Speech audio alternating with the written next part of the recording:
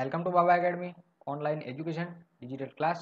હું ગૌરવ મકવાણા બાબા એકેડમીના online digital platform પર આપ સર્વે વિદ્યાર્થી મિત્રોનું હાર્દિક સ્વાગત કરું છું. તો આપણે વિષય વિજ્ઞાનની શરૂઆત કરવાની છે ધોરણ 8 માટે. તો આજનો ફર્સ્ટ લેક્ચર ધોરણ 8 વિષય વિજ્ઞાનનો રહેશે અને એમાં પ્રકરણ નંબર 1 ની શરૂઆત કરીશું. પ્રકરણ નંબર 1 છે જેનું નામ પાક ઉત્પાદન અને વ્યવસ્થાપન. પાકનું ઉત્પાદન કેવી રીતે થાય અને એનું વ્યવસ્થાપન કઈ રીતે થાય, બરાબર, એ રિલેટેડ આજનો લેક્ચર રહેશે. બરાબર, તો શરૂઆત કરીએ. પાક ઉત્પાદન અને વ્યવસ્થાપન. અહીંયા લખ્યું છે કે પહેલી અને બુજો ઉનાળામાં તેમના કાકાના ઘરે ગયા. બરાબર, પહેલી અને બુજો છે, બરાબર, બે નામ આપ્યા છે. એકનું નામ પહેલી અને બુજો, એ બંને ક્યાં ગયા? વેકેશન હતું તો એમના કાકાના ઘરે ગયા. તેમના કાકા એક ખેડૂત છે. એમના કાકા શું કરે છે? ખેતી કરે છે, ખેડૂત છે. એક દિવસ તેઓએ ખેતરમાં કેટલાક ઓજારો જોયા. ઓજારો એટલે કે સાધનો જોયા, જેમ કે ખુરપી, દાતરડું, પાવડો, હળ વગેરે. હળ શું આવે? તો કે ખેતરમાં ચલાવવાનું સાધન, બરાબર. અત્યારે ટ્રેક્ટર ને એવું થઈ ગયું, પહેલા આવતું હળ. પછી છે પાવડો, બરાબર. પાવડો તો બધાએ જોયો છે, બરાબર, જે ખેતી કામમાં જરૂર પડે અને ક્યાંક પેલું મકાનનું ચણતર ને એવું ચાલતું હોય તો માલ બનાવવામાં પાવડાની જરૂર પડતી હોય છે, બરાબર. દાતરડું પણ ઘણા જોયું હશે, બરાબર. ખુરપી, બરાબર. આ બધા સાધનો છે ને છે તો કે ખેતરના, બરાબર. આગળ આપ્યું.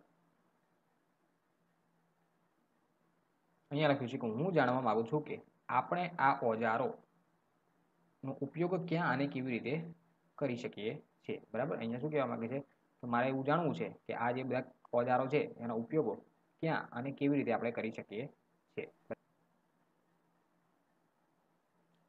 જોઈએ હવે કે તમે અભ્યાસ કરી ચૂક્યા છો કે બધા સજીવોને ખોરાકની આવશ્યકતા હોય છે. આપણે એવું ભણી ગયા કે જેટલા સજીવો છે એ બધાને ખોરાકની આવશ્યકતા હોય. આપણે પણ ખોરાકની જરૂર છે, પ્રાણીઓને બધાને ખોરાકની શું હોય? જરૂરિયાત હોય.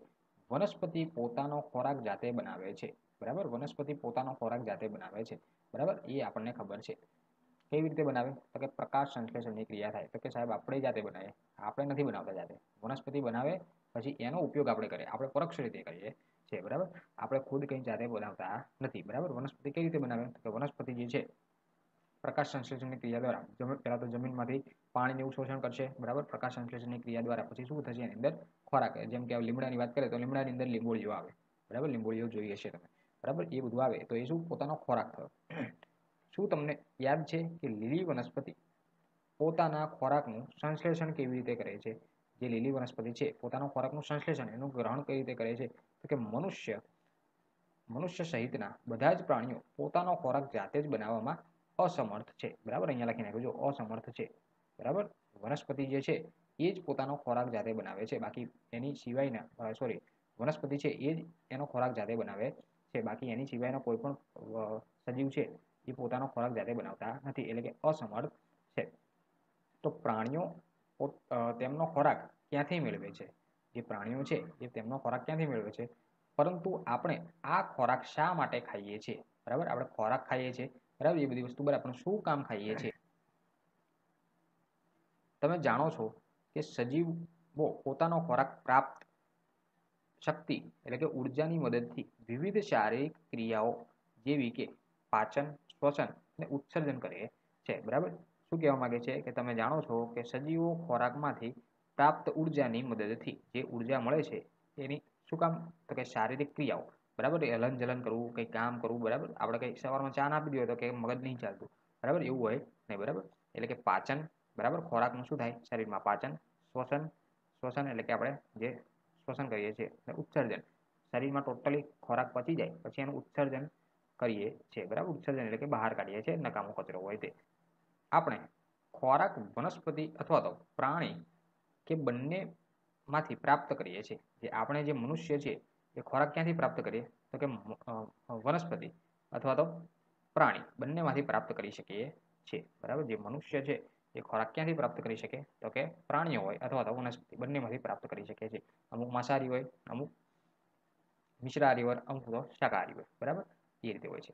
આપણને બધાને ખોરાકની આવશ્યકતા તો છે જ, તો પછી આપણા દેશમાં મોટી સંખ્યામાં માણસોને ખોરાક કેવી રીતે ઉપલબ્ધ કરીએ છીએ?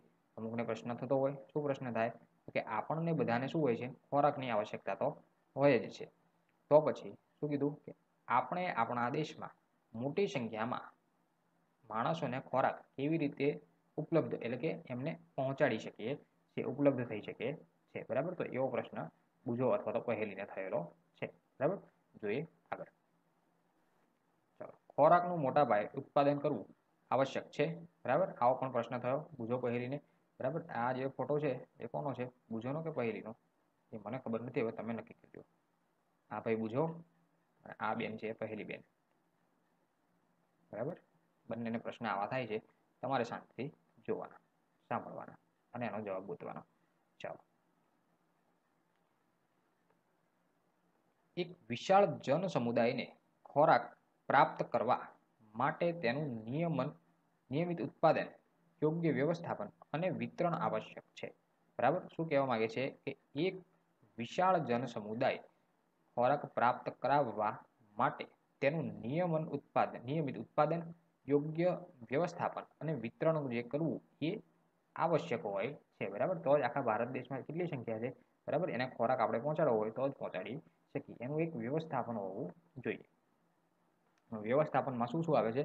તો કે ખેત પદ્ધતિઓ આવે છે. બરાબર, તો આજનો લેક્ચર અહીંયા સુધી રાખીએ. જે ખેત પદ્ધતિ છે એ આપણે આ નેક્સ્ટ લેક્ચરની અંદર ભણીશું. બરાબર, ખેત પદ્ધતિની શરૂઆત નેક્સ્ટ ક્લાસની અંદર કરીશું. બરાબર, તો આ અહીંયા સુધી આપણે રાખીએ છીએ. બરાબર, સો થેન્ક્સ ફોર અટેન્ડિંગ.